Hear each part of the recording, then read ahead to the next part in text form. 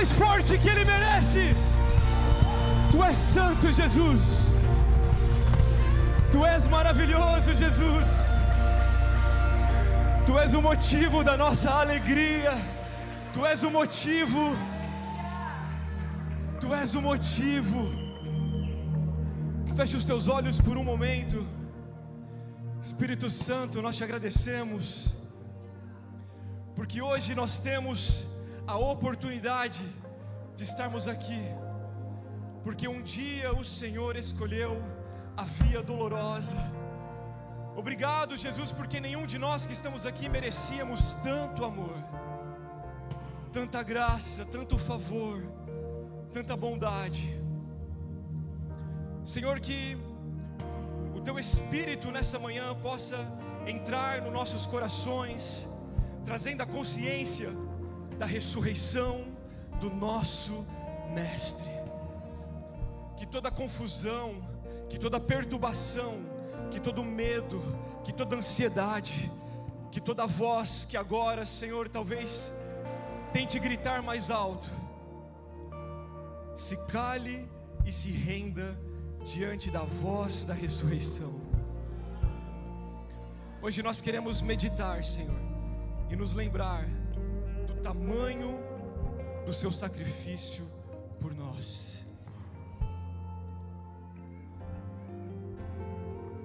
Diga isso: Senhor, eu abro meu coração para receber a Sua palavra. Muda minha vida nessa manhã, Jesus. É o que nós te agradecemos. Amém, amém, amém. Você pode aplaudir a Jesus? Ele é santo. Pode tomar o seu assento.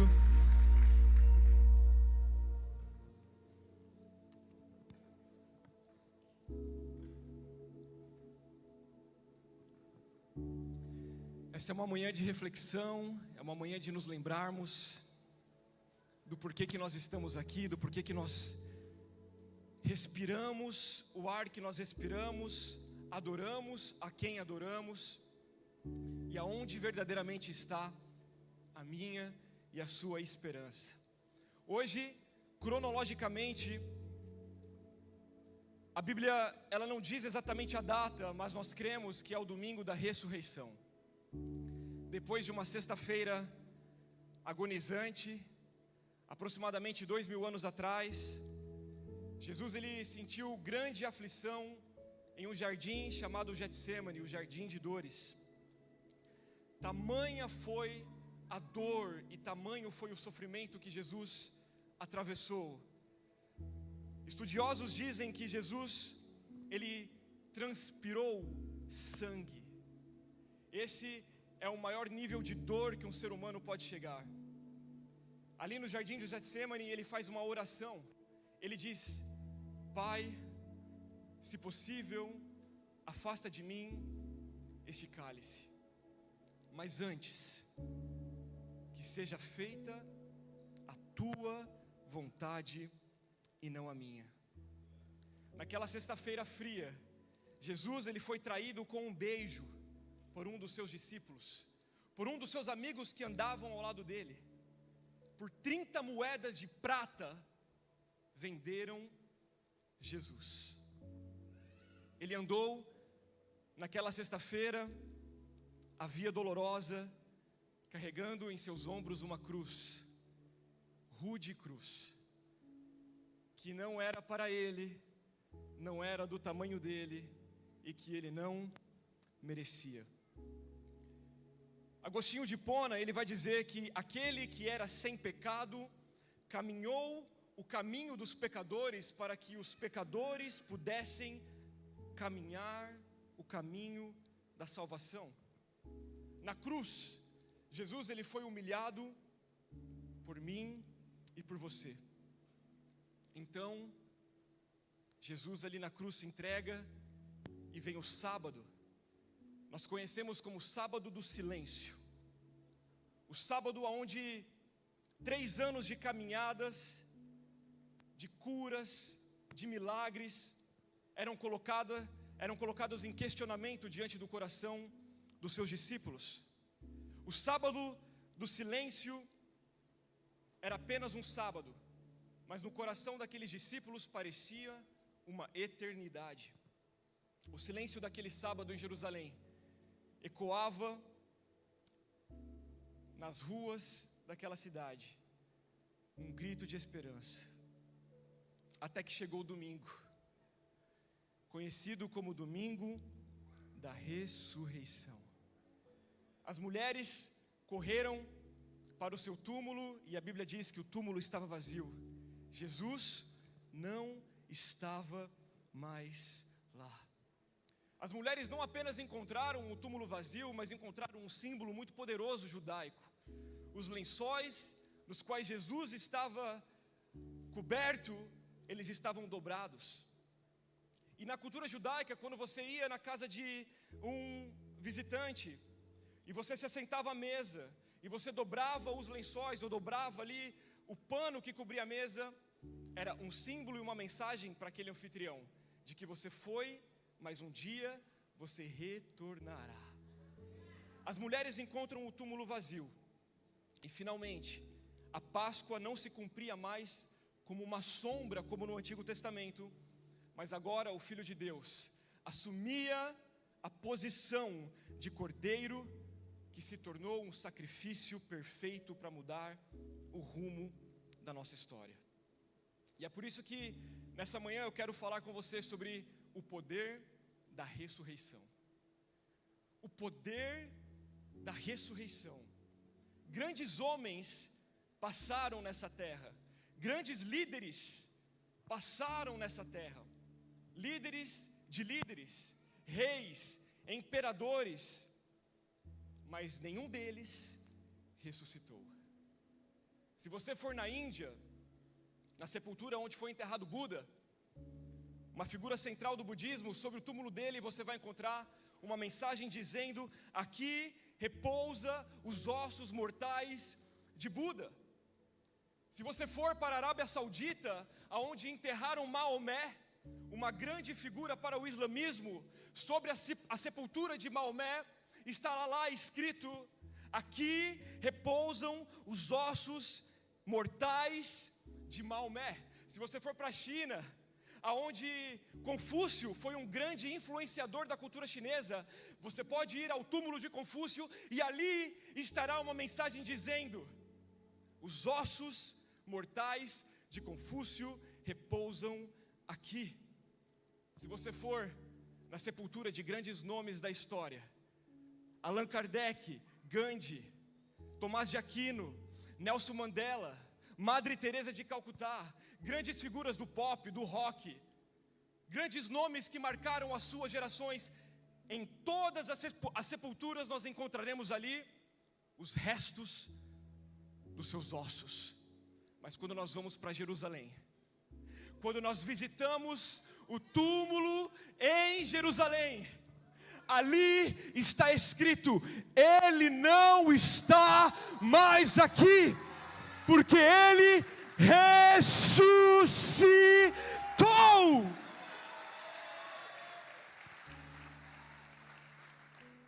O nosso Cristo é um Cristo vivo.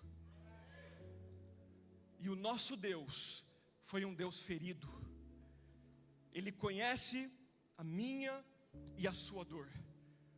Isso é muito poderoso no Evangelho, porque Jesus, ele foi 100% homem e 100% Deus. E sendo 100% homem, ele não abriu mão da sua humanidade, e a sua humanidade não o fez pecar.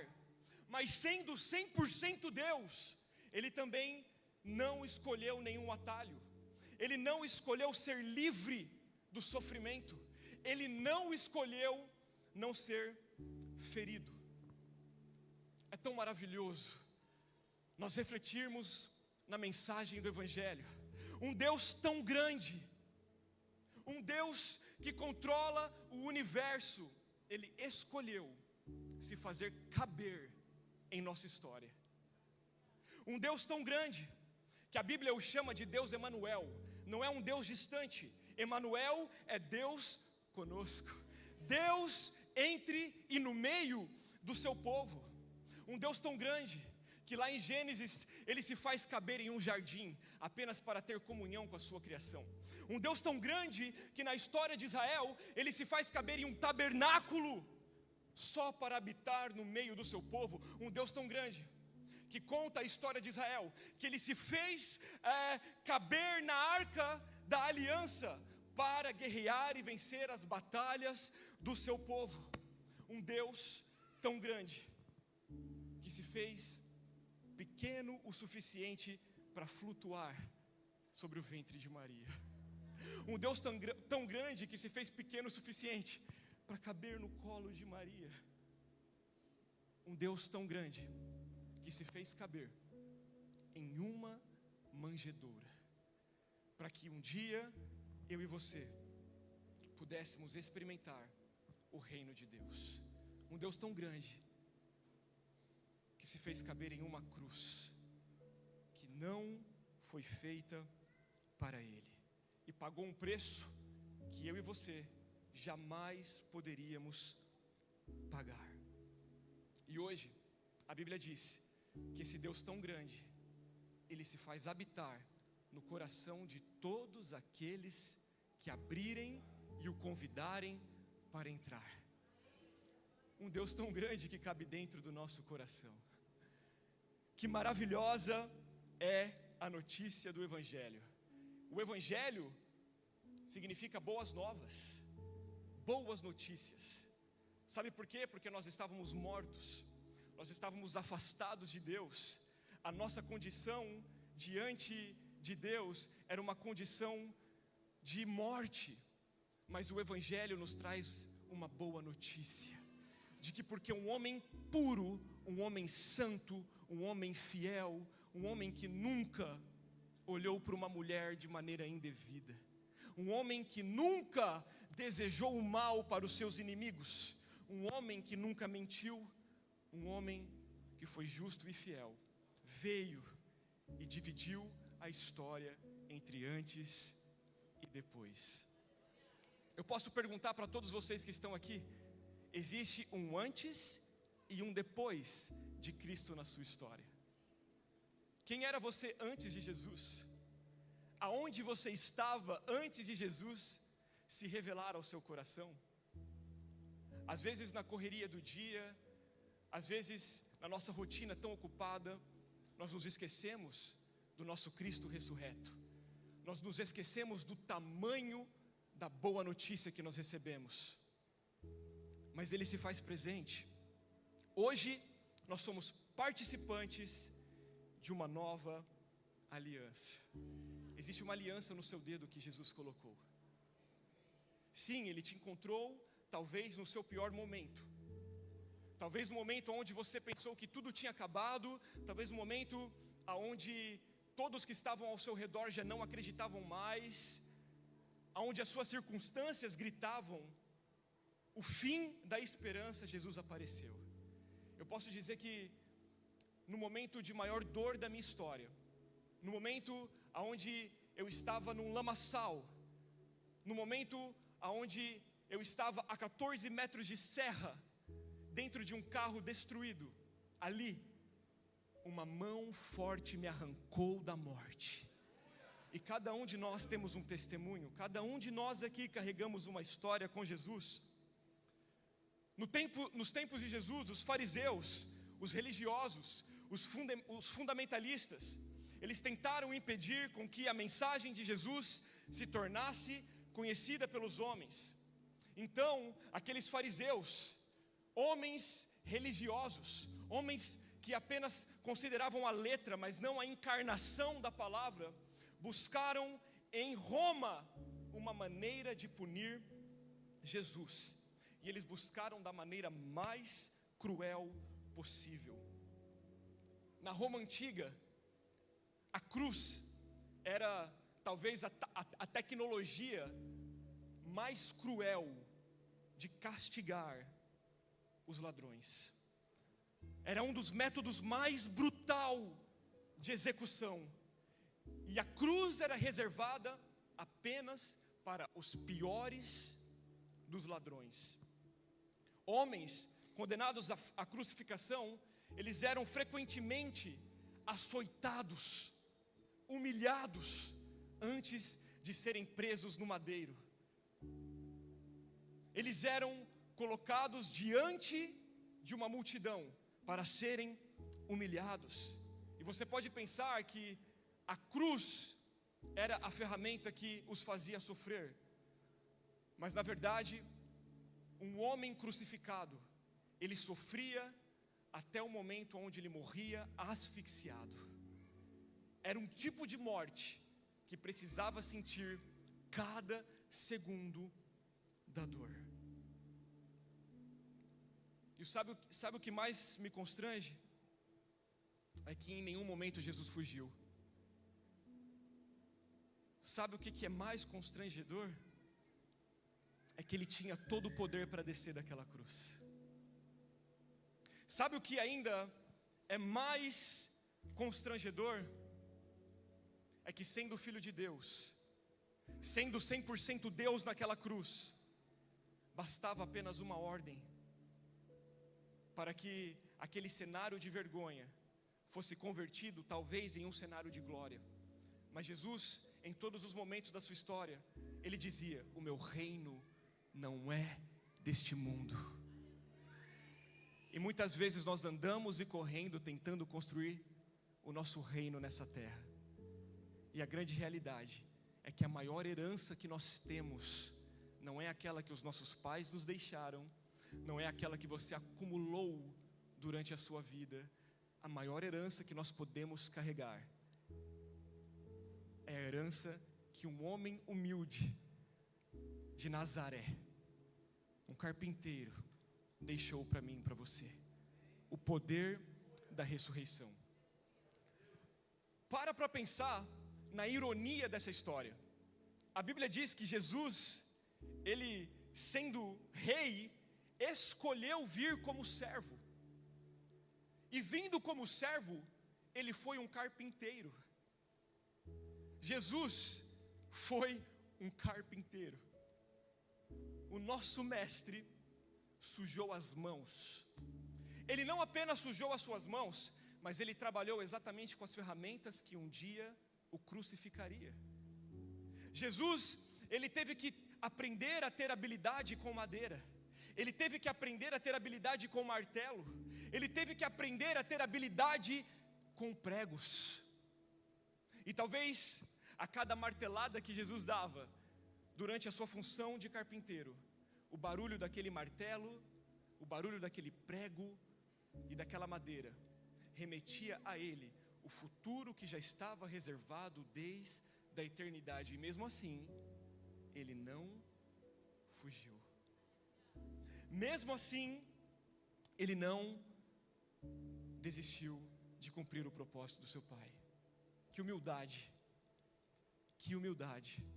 Um rei que não escolheu os palácios, mas escolheu a oficina. Um rei que não escolheu a glória de ser ovacionado pelos seus servos, mas escolheu a bacia e lavou os pés dos seus discípulos. Jesus, como carpinteiro, ele transformava madeira bruta em objetos úteis. E da mesma forma, ele transforma vidas quebradas em histórias redentoras. Eu quero dizer para você que não importa o que está quebrado na sua vida, não importa o que foi desfeito na sua história, Jesus, o Nazareno, Jesus, o carpinteiro, tem poder de consertar. Deixa Jesus fazer uma reforma na sua casa. Deixa Jesus fazer uma reforma no seu coração. Deixa Jesus entrar no seu casamento e fazer uma reforma no relacionamento com seus filhos.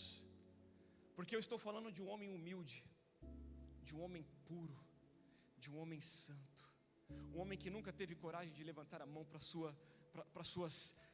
as mulheres que estavam ao seu redor, para suas irmãs, um homem que não deixou os seus amigos em momentos de desespero, um homem que sempre estava presente.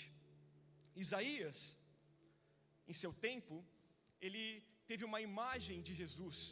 Isaías, capítulo 53, versículo 7, ele vai dizer, ainda quando isso não era realidade, ele foi oprimido e afligido, contudo não abriu a boca.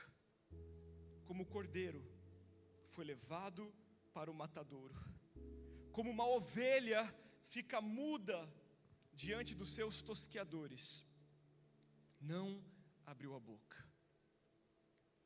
Na crucificação, Jesus não fez milagres, embora ele tinha poder de fazer milagres. Ele não deu uma ordem para que os anjos o livrassem, embora ele tinha poder para fazer. Mas ele escolheu o amor. E até o silêncio de Cristo naquela cruz fala aos nossos corações nos dias de hoje. Foi tratado como um ladrão, como um revolucionário rebelde, quando na verdade, meus amigos, ele foi o maior homem que já pisou e já habitou entre os homens. Mas aqueles que estavam ao seu redor não o reconheceram. E será que nós temos o reconhecido? Será que verdadeiramente todas as vezes que nós estamos juntos aqui neste ambiente nós temos o reconhecido? Será que você tem reconhecido a presença dele no seu trabalho, no seu dia a dia, nas suas atividades, na sua rotina? Ou será que, como estes homens que se acostumaram com aquela presença, nós passamos um dia inteiro sem falar com ele? Nós passamos um dia inteiro sem meditar em quem ele é? Será que em nossa rotina Jesus ele não tem se encaixado mais? Porque se um Deus tão grande se fez caber em uma manjedoura, com certeza um Deus tão grande, ele vai se fazer caber na sua rotina tão ocupada. Ele tem desejo de ter um relacionamento com você. O Evangelho nos constrange porque meninos eles querem ser homens, homens querem ser reis, reis querem ser deuses, mas apenas no Evangelho nós vemos um rei escolhendo ser menino e crescendo e tomando forma de servo. Filipenses 2, capítulo 6, vai dizer: apesar de ser Deus, não considerou que a sua igualdade com Deus era algo que deveria ser usado como vantagem. Imagina, ele era Deus. Irmãos, a única coisa que Deus poderia fazer era se humilhar. Quem pode exaltar a Deus? Deus não consegue ir mais alto, ele é Deus. E a única decisão que ele poderia tomar era de se humilhar. E ele não usurpou ser como Deus. Antes, esvaziou a si mesmo, assumindo a forma de servo, tornando semelhante aos homens. Isso quebra toda a soberba do nosso coração. Isso quebra todo o pensamento arrogante dentro de nós. Uma pergunta que nós precisamos fazer todos os dias é: quem nós pensamos que somos sem Jesus? Porque às vezes, porque nós temos um pouco mais de condição financeira, ou porque nós concluímos uma faculdade, ou porque nós saímos do Brasil, ou porque nós conseguimos conquistar algo a mais, nós já somos cheios de soberba, de arrogância. E aqui nós vemos um Deus poderoso que escolheu se esvaziar. Nós não somos nada sem Deus. Você pode estar tentando levar sua vida pela força dos seus braços, mas eu tenho uma notícia para você: você não consegue ir muito longe sem a presença de Deus. Ele quebra toda arrogância, ele quebra toda soberba, toda altivez do nosso coração, porque ele conhece sobre humildade. Aquele que tem todo o poder escolheu se esvaziar. E Jesus na cruz, ele perdia sangue, mas ele não perdia a sua dignidade. E muitas vezes nós perdemos a nossa dignidade e suamos sangue atrás daquilo que não nos traz verdadeiramente salvação. Nós recorremos a todos os tipos de recursos, mas não recorremos a Deus.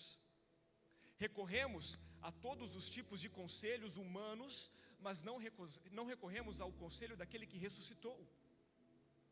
Não abrimos a palavra de Deus para ouvir o conselho daquele que venceu a morte. Escolhemos muitas vezes ouvir a voz daquilo que é limitado, do que parar para ouvir a voz daquele que tem toda a sabedoria.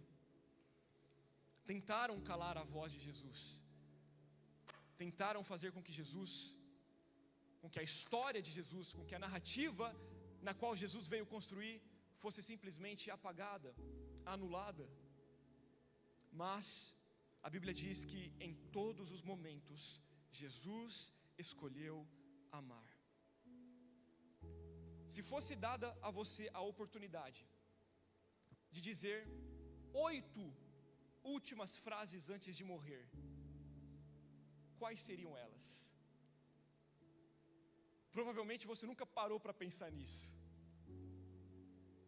Quais seriam as suas últimas palavras antes da sua morte? E eu quero meditar com você como o Evangelho é um convite para que eu e você possamos em nossa vida viver o poder da ressurreição. Jesus disse 8 frases antes de morrer na cruz, ali pendurado, sofrendo. A primeira frase que Jesus disse foi: Pai, perdoa-os, pois eles não sabem o que fazem.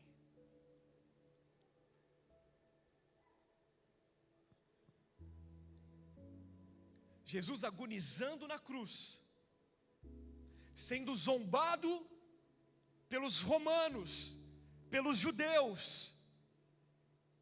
ele recorre ao seu Pai. A primeira palavra que Jesus diz é Pai.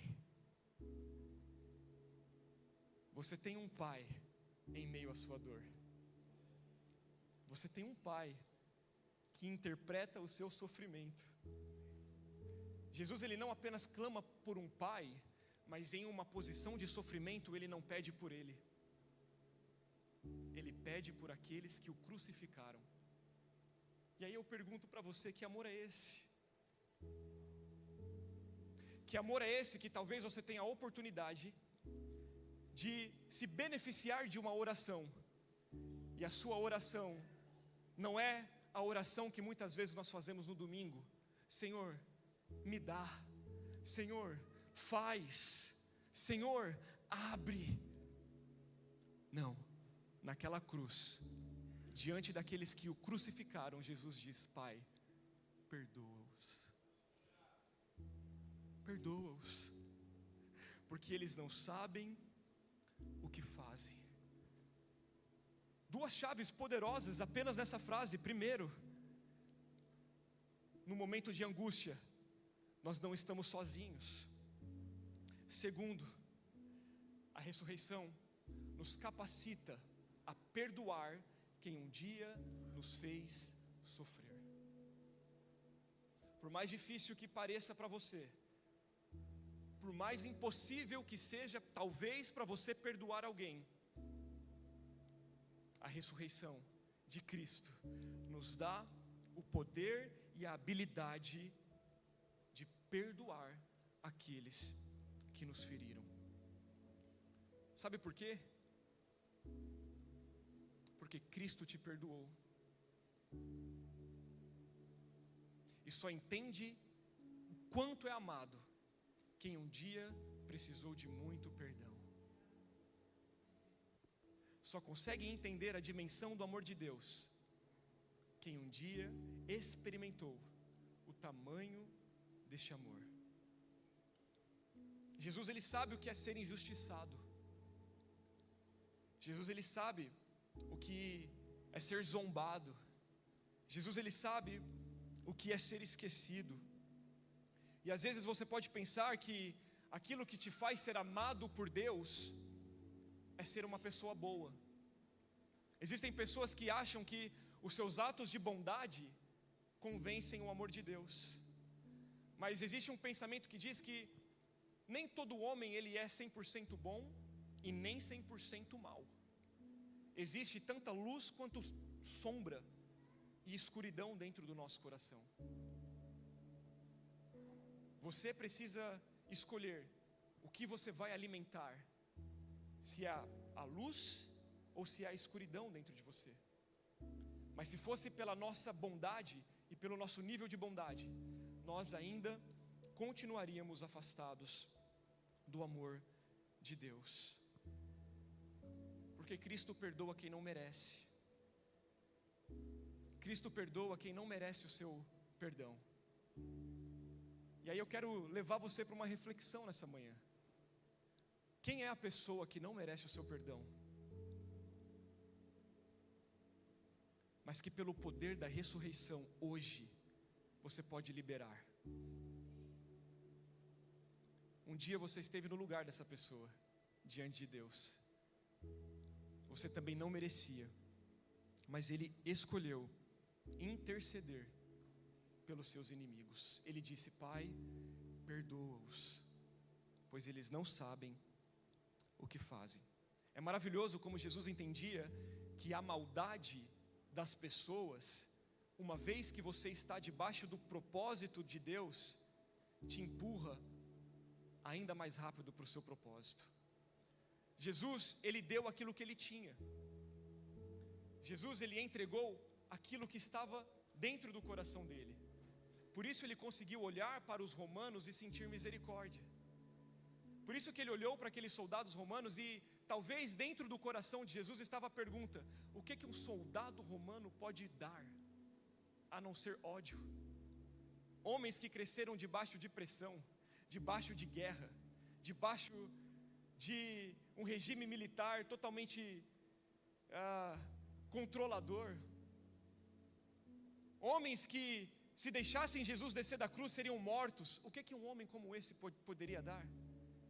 E é nesse momento que nós olhamos para aqueles que nos ofenderam, para aqueles que nos machucaram, para aqueles que nos feriram, para aqueles que deixaram marcas em nós, na nossa infância, na nossa adolescência, talvez na vida adulta. E nós precisamos entender que aquelas pessoas só deram a nós aquilo que elas eram cheias. Mas o que você é cheio?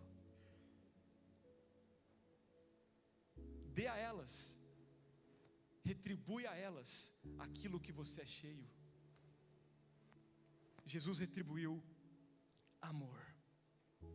A segunda frase que Jesus diz na cruz, e essa frase é maravilhosa, porque Ele não diz para um fariseu, Ele não diz para um discípulo, Ele não diz para um seguidor, Ele não diz para um fã, Ele diz para um ladrão. Ele está crucificado, ele está sofrendo, e ele olha para um ladrão e diz: ainda hoje estarás comigo no paraíso. Irmãos, o Evangelho, ele nos constrange. Ainda hoje estarás comigo no paraíso. Talvez, para muitos de nós, o que mais brilha nessa frase é a palavra paraíso. Quantos talvez não se relacionam com Deus apenas pelo desejo de ir para o céu? Quantos apenas não cumprem uma regra religiosa apenas com medo de ir para o inferno? E se a sua vida com Jesus se baseia em um lugar, eu posso dizer para você que você está perdendo a oportunidade de experimentar de uma presença. Porque maior do que um lugar é uma pessoa. Maior do que um lugar é uma presença. E por que eu te digo isso? Porque o mais poderoso dessa frase não é paraíso. Porque paraíso sem Cristo se torna um inferno.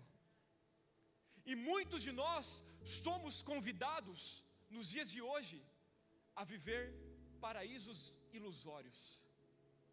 Lugares que nos trazem prazeres momentâneos. Lugares que nos trazem satisfações momentâneas. E olhamos e dizemos: isso aqui é o paraíso. Mas na verdade, se Jesus não está lá, é o inferno. A frase mais poderosa aqui é: ainda hoje tu estarás comigo. Porque o Evangelho não fala apenas de pastos verdejantes, mas a Bíblia também nos garante que Ele anda comigo e com você no vale da sombra da morte. Se você estiver passando pelo vale da sombra da morte, mas essa presença está do seu lado, você está no lugar mais seguro da terra. Porque o próprio salmista diz que 1000 cairão ao meu lado, 10.000 à minha direita, mas eu não serei atingido, porque o Senhor está comigo. Ainda hoje tu estarás comigo no paraíso. E eu quero te fazer uma pergunta: o que esse ladrão fez de bom para ser salvo? Quantas doações ele fez durante a vida? Quantas pessoas ele ajudou? Quantas pessoas ele estendeu a mão? Quantas horas de oração esse homem teve? Quantas vezes esse ladrão leu a Torá? Mas mesmo assim, Jesus, mediante a confissão genuína, disse para ele: ainda hoje você estará comigo. Ainda hoje eu vou sorrir para você no paraíso. Sabe por que Jesus disse isso? Porque em um momento, naquela cruz, aquele ladrão olhou para Jesus e disse: nós merecíamos essa cruz, mas este homem, ele não merecia. Nós merecíamos, mas esse homem é puro, ele não deveria estar aqui. E ele clamou a Jesus. Ele disse: Senhor, lembra-te de mim quando entrares no teu reino. Essa é uma oração que Jesus, ele não resiste. Talvez você esteja hoje banhado de vergonha, um sentimento aonde você não se sinta merecedor deste amor. Mas se dentro do seu coração você entender e reconhecer a sua condição de pecador, Jesus ele escuta a sua oração, ele ouve o seu clamor. E não só isso, ele muda a sua posição, porque aquele homem teve uma mudança de posição.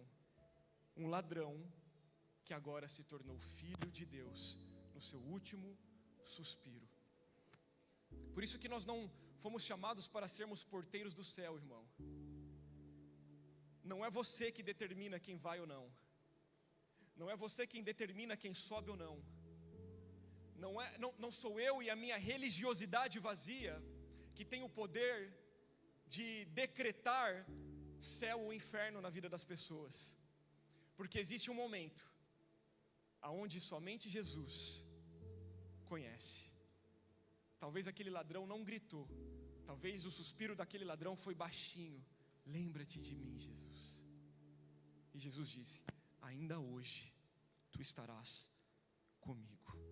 Esse é o poder da ressurreição. É o poder de um Cristo que reescreve a nossa história. A terceira frase que Jesus diz na cruz do Calvário, ele diz junto com a quarta frase. Ele está agonizando e ele olha aos olhos de sua mãe Maria, e ele diz: mulher, eis aí o teu filho. Maria está abraçada com João. Os dois estão assistindo o sofrimento e a crucificação. E Jesus tem tempo de parar para se preocupar com a mãe dele. Jesus tem a sensibilidade de olhar para a mãe dele e dizer assim: mãe, está tudo bem, não se preocupe. Vai ser difícil perder um filho, mas já tem alguém te abraçando, já tem alguém do seu lado. E talvez exista alguém aqui hoje que nem com a mãe fala. Talvez exista alguém aqui hoje que precisa liberar perdão para a própria mãe, para o próprio pai. Talvez você não faz uma ligação para sua mãe que está lá no Brasil e você tem a oportunidade de ter ela viva ainda.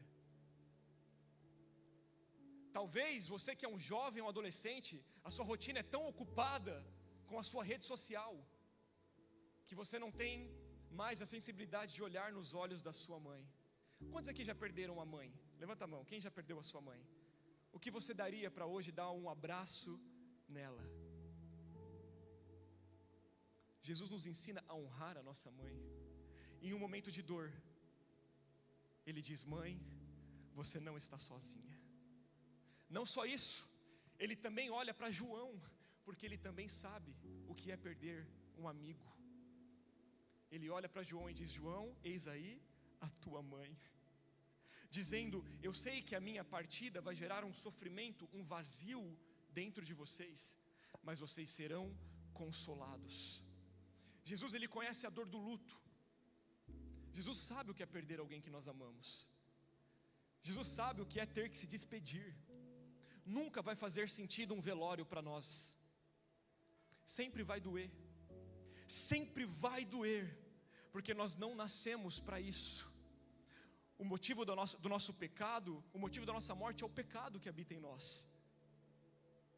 Mas a esperança do Evangelho é que um dia eu vou poder me encontrar com meu avô, que eu não tive a oportunidade de me despedir. Um dia eu vou encontrar com os meus tios, que eram tão generosos comigo na minha infância, mas que, por conta de uma vida imigrante, eu não tive a oportunidade de dar o último adeus. Eu não estava presente, mas a eternidade me garante esse momento. Jesus conhece a dor do luto. Tem alguém passando por algum tipo de luto aqui hoje? Temos alguém? Levanta a sua mão. Temos aqui? Temos mais alguém? Temos ali. Jesus conhece a sua dor. Jesus sabe o que é perder um amigo. A Bíblia diz que Jesus perdeu o seu amigo Lázaro, e mesmo tendo poder para ressuscitá-lo, ele chorou. Sinta-se consolada pelo Espírito Santo nessa manhã. Que sensibilidade! Jesus na cruz do Calvário, tendo tempo de se preocupar com a mãe, tendo tempo de se preocupar com o amigo. E o que você vai fazer com essa informação hoje? Qual que vai ser a sua atitude essa semana? Porque você serve um Deus que você diz que é revestido pelo sangue dele, e esse sangue é um sangue perdoador, é um sangue misericordioso, é um sangue que se importa, é um sangue que sente a dor do próximo. A quinta frase de Jesus na cruz é uma frase muito poderosa, porque agora Jesus não vai chamar mais Deus de Pai, mas Ele vai chamar Deus de Deus, porque neste exato momento Ele estava levando sobre Ele os nossos pecados.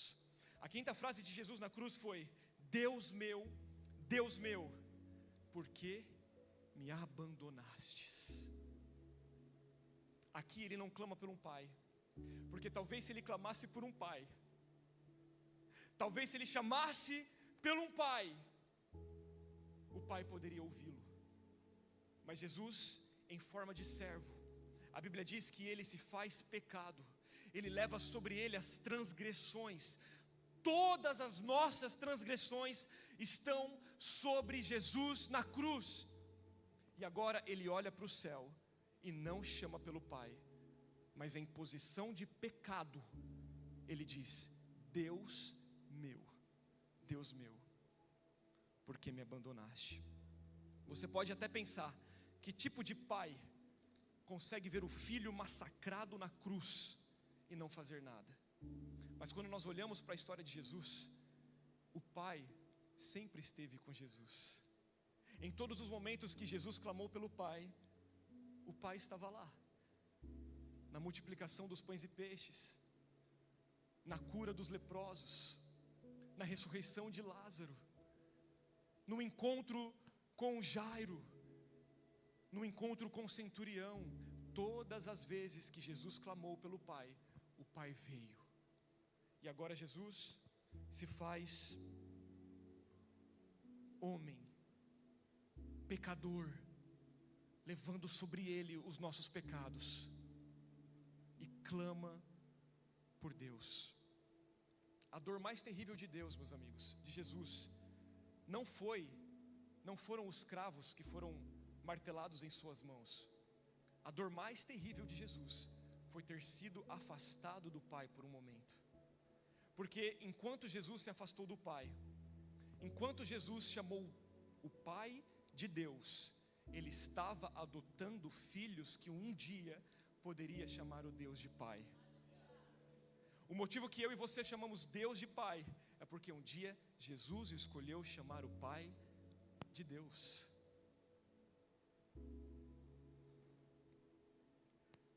Segunda Coríntios, Paulo vai dizer no capítulo 5, no versículo 21, pois foi por nossa causa que Deus tratou como pecador aquele que não tinha pecado, para que nele nos tornássemos justiça de Deus.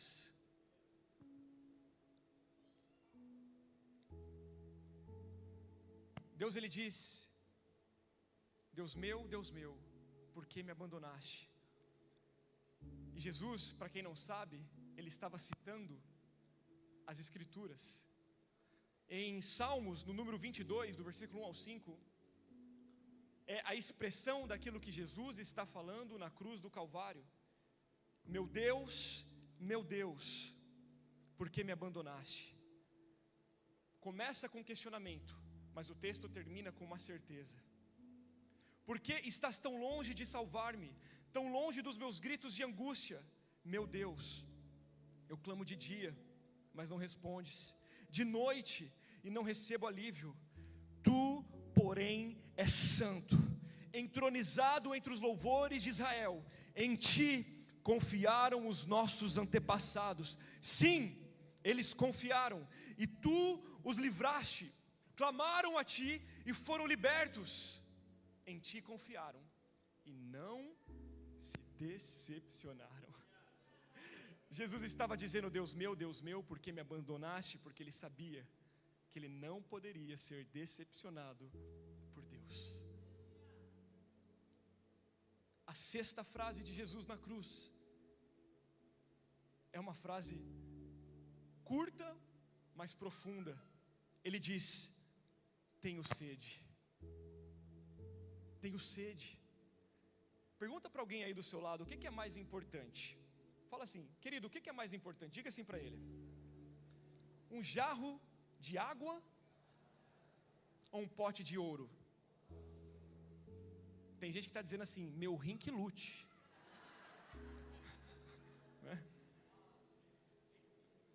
Mas tudo depende, a resposta dessa pergunta depende de qual tipo de água você precisa e em qual lugar você está. Porque abandonado num deserto, um pote de ouro não te vale nada. Abandonado num deserto com sede, um jarro de água é muito mais valioso. Jesus, pendurado na cruz, pede água para os soldados. Eu estou falando daquele que criou o oceano.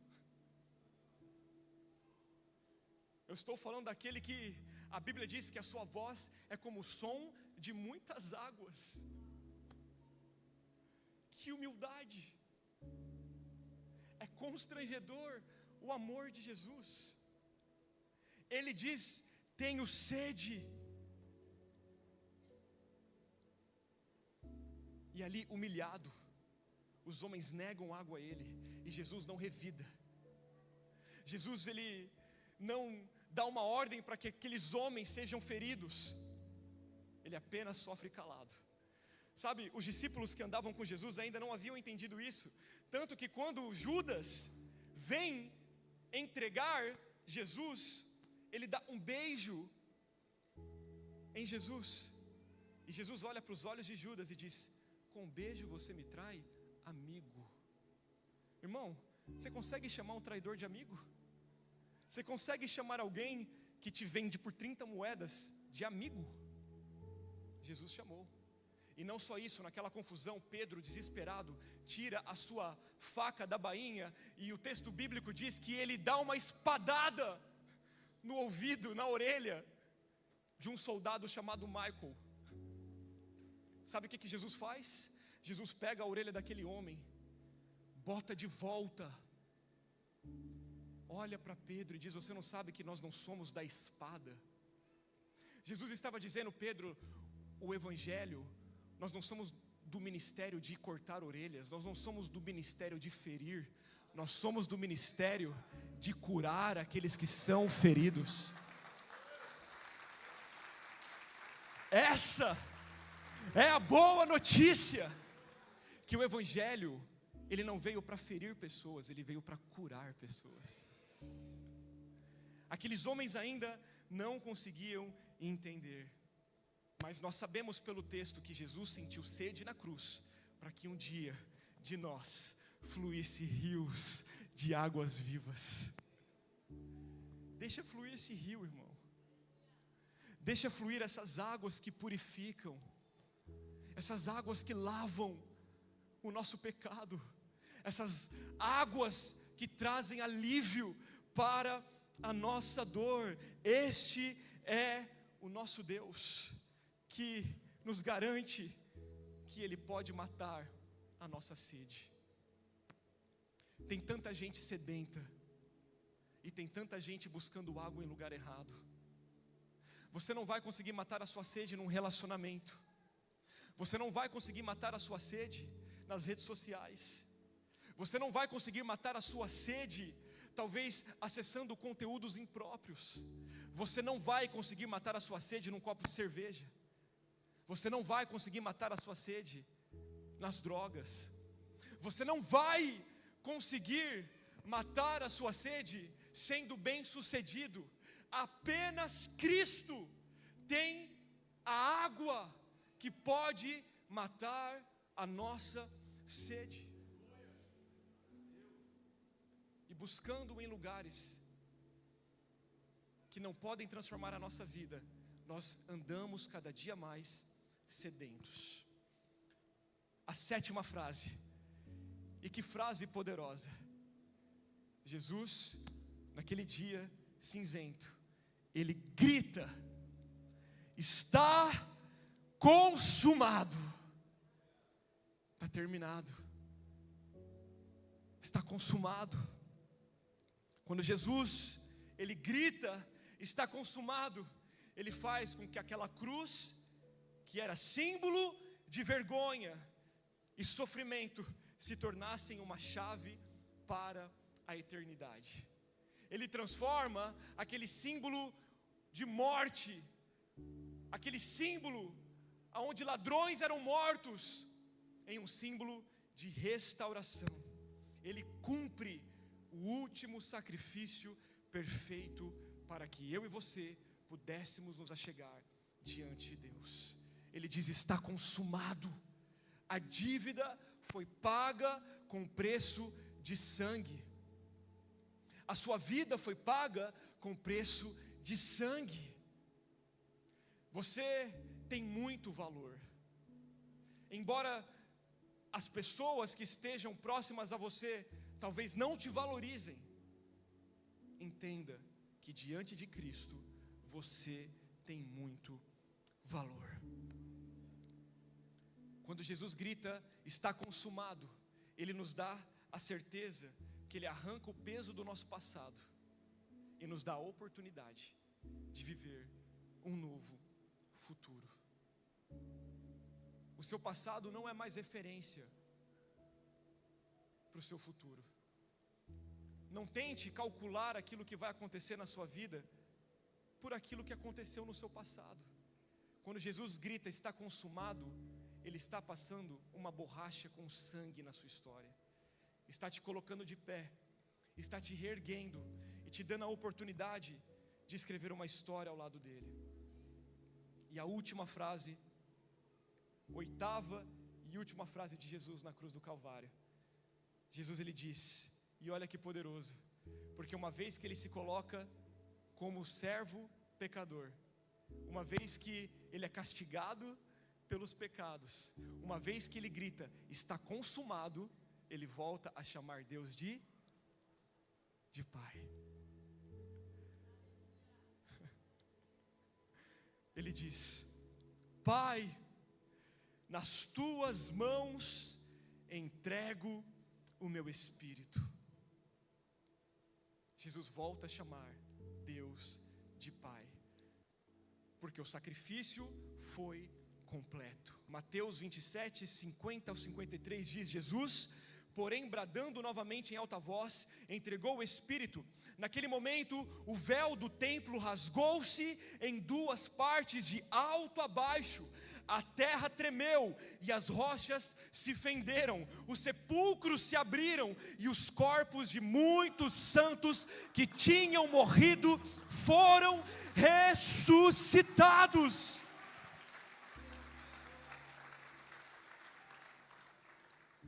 Você sabia que quando Jesus grita, quando Jesus entrega o seu Espírito na cruz, muitos foram ressuscitados junto com Ele naquele dia? A Bíblia diz, está aqui, Mateus capítulo 27, estes, saindo dos sepulcros, depois da ressurreição de Jesus, entraram na cidade santa e apareceram a muitos. Irmãos, imagina defunto levantando e voltando para contar notícia. Isso é um símbolo para mim e para você, que talvez muitos de nós estamos mortos, muitos de nós enterramos o nosso dom, enterramos o talento que Deus entregou nas nossas mãos. Muitos de nós enterramos os projetos, as palavras, os sonhos que um dia Deus liberou sobre a nossa história. E está aqui, o poder da ressurreição abre sepulturas. O poder da ressurreição traz à vida sonhos que talvez um dia foram mortos na sua história. Jesus, ele, ao entregar o seu Espírito, o véu se rasga, e agora a Bíblia nos garante que não existe mais intermediários entre eu e Deus. Não existe padre, não existe pastor, não existe Maria, não existe igreja, não existe religião, não existe filosofia. O texto diz que o véu foi rasgado de cima para baixo, porque homem nenhum teria poder de rasgar. Somente Deus poderia abrir o acesso diante do Pai. E por isso, na cruz do Calvário, Jesus, ele chamou para si homens de todas as tribos e nações, de todas as línguas, de todas as famílias. Ele disse: vocês serão meus povos. Imagina, irmão, a gente chegando diante da presença de Deus, e lá, meu irmão, vai ter indiano, lá vai ter africano, lá vai ter europeus, lá vai ter brasileiros, lá vai ter coreanos, chineses, porque Ele chamou para si povos de todas as tribos e nações. Não só isso, eu creio que nós nos reconheceremos, que nós olharemos nos olhos um dos outros e poderemos cantar a canção que exalta o Cordeiro. Talvez nós trocaremos algumas palavras. Olha, eu lembro de você, eu lembro do tempo que nós estávamos lá juntos, adorando a Jesus. Que privilégio, no Canadá, em Toronto, na minha geração, ter o prazer de pregar o Evangelho, de falar do amor daquele que me resgatou. Eu quero chegar e eu quero olhar nos olhos dos meus irmãos, eu quero olhar nos seus olhos, eu quero ver que em Toronto, no Canadá, havia uma expressão do reino de Deus. Foi porque Jesus ressuscitou que nós temos a esperança de que aqui não é o fim. Exatamente nesse momento, eu tenho um tio internado na UTI, um tio muito querido pela nossa família, que está ali ao ponto, talvez, de se encontrar com Cristo. E eu conversava com meu pai essa semana, que é o irmão dele, e eu peguei, mandei uma mensagem para o meu pai. Eu falei assim: pai, Jesus sabe o que é perder um irmão. Jesus sabe o que é perder uma pessoa que a gente ama. Mas sabe qual que é a boa notícia para nós? É que se os aparelhos desligarem lá no Paraná, a eternidade é ligada sobre a vida do seu irmão.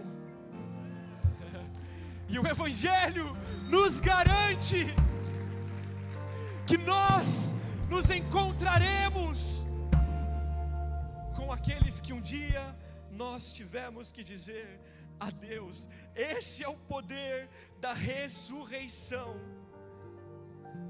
Assim como aqueles homens foram ressuscitados, existe um poder que te ressuscita nessa manhã. Sabe, a Páscoa, ela significa passagem. A Páscoa no Antigo Testamento, ela foi simbolizada com um jantar. Lá no Egito, a primeira Páscoa, Deus disse: matem um cordeiro puro e coloque o seu sangue nos umbrais das portas. Sentem-se à mesa e comam do cordeiro. O poder da ressurreição nos convida hoje, na nova aliança, a abrir a porta do nosso coração e deixar com que o sangue de Cristo manche os batentes do nosso coração. E sabe o que acontece quando nós convidamos o cordeiro para entrar? Nós voltamos a nos assentar à mesa e comer do cordeiro junto com a nossa família, junto com os nossos irmãos, junto com os nossos amigos, porque o Evangelho nos dá poder de perdão, o Evangelho nos dá poder de esperança, o Evangelho nos capacita a viver debaixo do poder da ressurreição. Talvez você está afastado de pessoas que você ama, talvez dentro da sua casa você não se assenta mais à mesa com a sua família. Passe o sangue hoje, meus irmãos, nos umbrais da sua porta, porque uma vez que você convida o cordeiro para entrar, você vai ter que se assentar à mesa. E o texto bíblico dizia que eles precisavam comer e não deixar sobras. Jesus é suficiente para você. Ele é suficiente para o vazio que talvez você tenha carregado dentro do seu coração. Fique de pé comigo em nome de Jesus. Jesus, ao se submeter a deitar o seu corpo sobre a cruz, sobre uma ferramenta de morte, Ele fez com que aquilo que era maldição se tornasse em uma chave e um acesso de eternidade. No terceiro dia, em um domingo, talvez como este, aonde muitos lamentavam a morte de Jesus, a Bíblia diz, como nós cantamos, que as mulheres decidiram ir ao túmulo de Cristo checar. Mateus capítulo 28, depois do sábado, tendo começado o primeiro dia da semana, Maria Madalena e a outra Maria foram ver o sepulcro. Eis que sobreveio um grande terremoto, pois um anjo do Senhor desceu dos céus e, chegando ao sepulcro, removeu a pedra de entrada, sentou-se sobre ela. A sua aparência era como de um relâmpago, as suas vestes eram brancas como a neve. Os guardas tremeram de medo, ficaram como mortos. O anjo disse às mulheres: por que choras? Maria, por que choras? Não tenham medo. Sei que vocês estavam procurando Jesus que foi crucificado. Ele não está aqui Ele ressuscitou. Ele vive. Ele vive. Levante as suas mãos. Ele vive.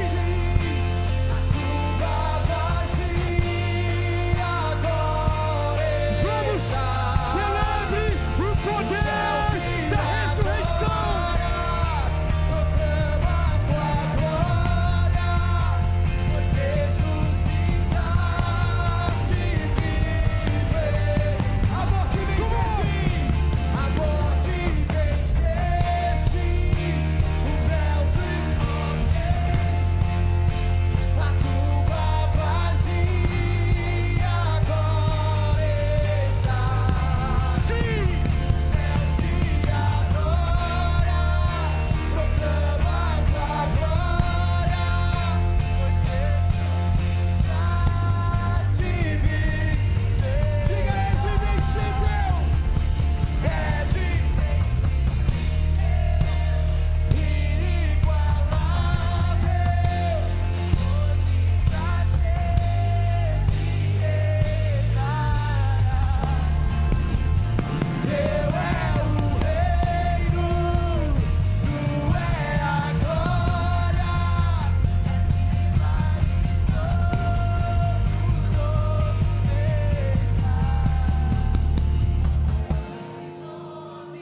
Paulo vai dizer: se Cristo não ressuscitou, é inútil a nossa pregação. Se Cristo não ressuscitou, tudo isso que nós fazemos é inútil, não vale de nada, como também é inútil a fé que vocês têm. Mas se Cristo ressuscitou, com Ele nos tornamos testemunhas. Ah, Jesus! Cristo ressuscitou dentre os mortos, sendo Ele as primícias entre aqueles que dormiam. Visto que a morte veio por meio de um homem, também a ressurreição dos mortos veio por meio de um homem. Da mesma forma em que Adão todos morrem, em Cristo todos voltam a viver. Tem vida de Deus para você. Tem vida de Deus sobre a sua história. Hoje é manhã de se alegrar. Hoje é manhã de talvez calar todas as vozes de morte sobre a sua história, porque nós temos o poder da ressurreição. Ei! Aleluia! Eu não posso terminar essa noite, essa manhã, sem antes fazer uma oração com você, porque eu sei que o Espírito Santo chacoalhou pessoas nessa manhã. Coloque a mão no seu coração. Diga assim comigo: Senhor Jesus, eu creio no poder da ressurreição. Nessa manhã eu te recebo como meu único Senhor e Salvador. Escreve o meu nome no livro da vida, e os meus dias nunca mais serão os mesmos. Hoje, diga com fé: hoje eu escolho ressuscitar com o Senhor. Aleluia! Com a mão no seu coração ainda, eu quero orar por você que fez essa oração pela primeira vez. Talvez você veio aqui, você é um visitante, é a primeira vez que você fez essa oração, ou você está afastado dos caminhos de Jesus, mas hoje você está tomando uma decisão de não mais viver debaixo dos decretos do sofrimento, das mentiras, da solidão, da rejeição. Mas hoje você está dizendo: hoje eu ressuscito com Jesus. Não mais sofrimento. Agora eu tenho alguém que caminha comigo no vale da sombra da morte. Eu quero que você que fez essa oração e deseja entregar a sua vida para Jesus, no 3, levante a sua mão o mais alto que você puder. Existe uma resistência do diabo que vai falar para você não fazer isso, porque ele sabe o poder da ressurreição, de como a sua vida pode ser transformada apenas com convite. No 3, 1, 2, 3, você que fez essa oração, levante a sua mão bem alto. Nós queremos te conhecer. Temos uma mão levantada na galeria, temos outra mão levantada ali. Levante bem alto, sem vergonha, vamos! Vamos, porque você é amado por Deus. Temos 2 mãos levantadas ali. Eu gostaria que você que está próximo a essa pessoa trouxesse ela aqui, porque eu quero orar por você. Não tenha vergonha, vamos, nós estamos entre família, nós estamos entre irmãos. Pode sair do seu lugar. Essa é uma manhã que Jesus reservou para você. Deixe com que as águas fluam dentro de você. Não tenha medo, não tenha medo, não tenha medo. Sim, Jesus, sim, Jesus. Domingo da ressurreição, domingo da ressurreição. Jesus, Ele conhece o nosso coração, Ele conhece a sua dor, Ele conhece a sua história. Sim, Jesus, hoje não é uma manhã comum, é uma manhã que Jesus reservou para lembrar o quão amada você é, o quão desejada você é por Deus. O poder da ressurreição, o poder da ressurreição, que traz alívio, que traz conforto, que alinha tudo aquilo que está quebrado, que coloca de volta no lugar tudo aquilo que um dia foi ferido, que reescreve histórias. Ah, Jesus, o Senhor tem tantos planos, tantos projetos, Pai, e muitas vezes vozes têm feito com que nós nos distraímos, Pai, mas hoje a sua voz ecoa neste lugar, no nome de Jesus, Pai. Que o teu amor, que a tua presença venha transbordar sobre essa família, Pai, trazendo sentido, trazendo alegria. Não mais, meu Deus, dias de tristeza, de dúvida, mas alegria, de paz, de contentamento. Pai, nós te agradecemos por cada vida que está neste lugar. Obrigado, Jesus, porque a sua palavra tem poder para isso. Não é sobre nós, mas é sobre a sua palavra, é sobre o poder da ressurreição. E nós oramos nessa manhã, que o Senhor os cubra com a tua presença, quebrando, Jesus, toda resistência do inimigo contra a vida deles, contra a vida delas. No nome de Jesus, que haja liberdade, que este rio que flui, Pai, do nosso interior, venha lavar, purificar, restaurar, renovar. No nome de Jesus nós oramos, Pai, por esperança. Domingo de esperança, Pai, no nome de Jesus. No nome de Jesus. Vocês que estão aqui na frente, olha aqui nos meus olhos por um minuto. Nada disso que nós estamos fazendo é sobre homens. Tudo isso é sobre Jesus. Nós não estamos falando de religião, não estamos falando de placa de igreja, não estamos falando de estruturas. Nós estamos pregando um Cristo que conhecia cada um de vocês desde o ventre da mãe de vocês. A Bíblia diz que Ele te viu quando você ainda estava no ventre da sua mãe. Ele te amou quando você ainda era apenas um projeto. Esse Deus conhece a sua história. Não importa a nossa idade, Ele nos vê como filho. Ele nos vê, Ele sabe da aflição do nosso coração. E hoje vocês vieram aqui, não por um convite ou por uma propaganda nas redes sociais, não. Foi o próprio Deus que os trouxe para lembrar o quanto vocês são amados, quanto você é amada por Deus. Não deixe com que, ao sair daqui, o inimigo minta para vocês, tente bagunçar a sua identidade, tenta ferir o seu coração de alguma forma. Vocês são filhos de Deus, e a Bíblia diz que todos que recebem esse novo nascimento ganham uma família no céu. A Bíblia diz que existe festa no céu quando um pecador se arrepende. E se existe festa no céu, aqui na Lagoinha Toronto Church nós também festejamos, porque vocês não estão sozinhos. Você não está sozinho, é só você escolher. Olha o tamanho da família, dá uma olhadinha, vira para trás. Olha o tamanho da família que você está ganhando. Vamos, celebre os nossos irmãos dessa manhã. E nós queremos fazer festa em igreja com você. Vamos, igreja!